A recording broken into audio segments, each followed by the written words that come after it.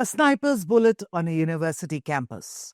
Charlie Kirk, conservative firebrand, Trump ally, and youth influencer, gunned down. His murder has rocked America. But what it has truly exposed are the dangerous fault lines of a deeply polarized nation.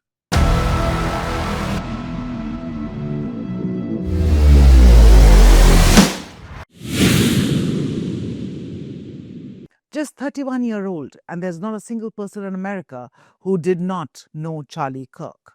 Co-founder of Turning Point USA, a conservative youth movement that thrived on college campuses, Kirk built a celebrity persona on TikTok, YouTube, and speaking tours, part activist, part provocateur. To his fans, Kirk was a fearless champion of free speech against cancel culture. To critics, he was a bully, punching down at minorities and liberal students for applause lines. But whatever your politics, Kirk's rise symbolized the new face of American conservatism, meme-savvy, confrontational, and unapologetically partisan. And his violent death, a symbol of the dangerous moment America now finds itself in. Kirk was shot dead by a sniper on a university campus. Investigators say motives remain unclear, but the political ripples were immediate. On social media, tributes mixed with mockery. Even his past support for gun was thrown back at him in dark irony.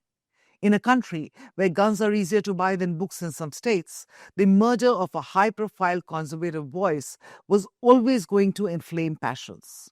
And inflame it did.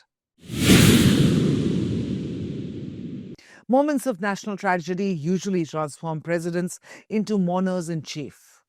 Leaders striking unifying tones. Remember Lyndon Johnson after Martin Luther King's murder in 1968. He declared that men who are white, men who are black must and will now join together as never in the past to let all the forces of divisiveness know that America shall not be ruled by the bullet, but only by the ballot of free and of just men. Cut to 2025 and Donald Trump, who chose a vastly different script.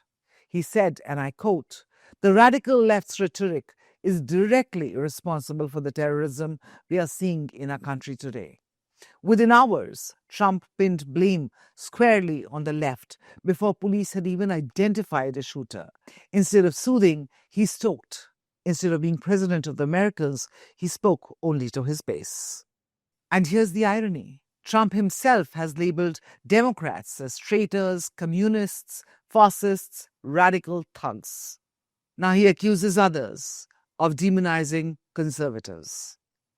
In America today, rhetoric is not just words, it's ammunition. And in a climate this tense, fiery language can push fringe actors towards violence.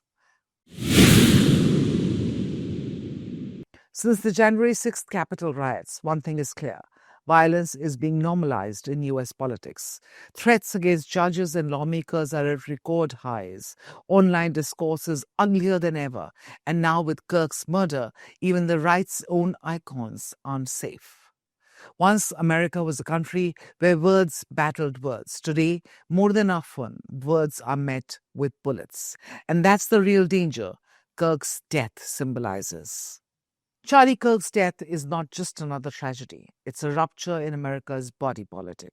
It shows how fragile the democratic right to free speech has become, and it underlines how dangerously little room remains for genuine dialogue. The murder of Charlie Kirk is a warning. Unless leaders step up to bridge divides, the US could spiral into a cycle of vengeance and violence that makes recovery even harder. What America needs right now is mature leadership. Leaders who can listen, not just shout. Statesmen from both parties to calm passions, not inflame them. And perhaps most of all, recognition that America's democracy depends on protecting conversation over confrontation. Charlie Kirk's assassination may have silenced one controversial voice, but it has also amplified the bigger question. Can America heal its divides before they consume it?